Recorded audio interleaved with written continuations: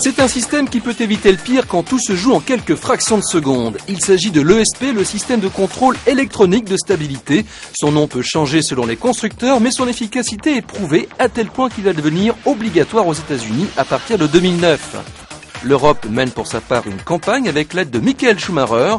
Elle encourage les automobilistes à choisir un modèle équipé de l'ESP lors de l'achat de leur prochain véhicule. Il faut dire que l'enjeu est de taille. L'ESP en Europe permettrait de sauver 4000 vies et d'épargner 100 000 blessés. En France, c'est 600 vies et 6 000 blessés.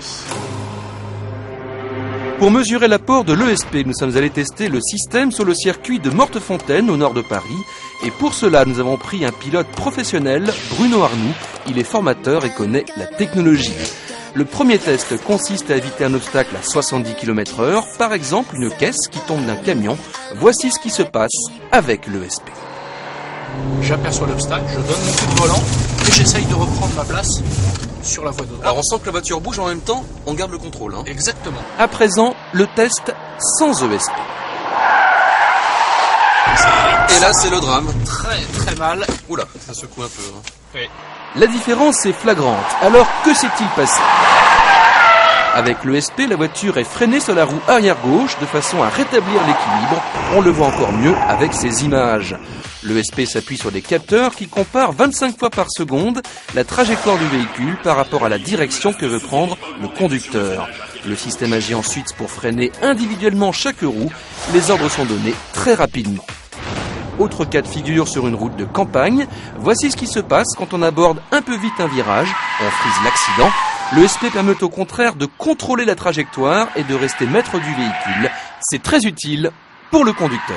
Ce qu'il manque à un conducteur pour réagir dans une situation d'urgence, c'est la capacité à réagir vite. Or, cette ESP va réagir plus vite que le conducteur pour l'aider à se sortir de situations délicates ou, dans le pire, à en limiter les conséquences. J'ai aussi pris le volant de cette Peugeot 207 RC, une version sportive avec un ESP évolué. Il agit aussi sur la direction assistée électrique de façon à freiner en ligne quand l'adhérence est différente de chaque côté de la route. Comme vous le voyez au freinage, la voiture reste droite. Et si on regarde à l'intérieur, je freine et on sent que le volant donne une impulsion. En fait, la voiture contrebraque de façon naturelle et je m'arrête les roues droites. Mais quand la fonction est déconnectée, c'est une toute autre histoire. La fonction, qui va se généraliser sur la gamme 207, apporte un plus en matière de sécurité. Le gain, c'est entre 4 et 10% de distance d'arrêt, le tout en assurant en plus la stabilité du véhicule. Déjà très efficace, l'ESP va encore s'améliorer dans les années à venir. Il va s'enrichir d'autres fonctions.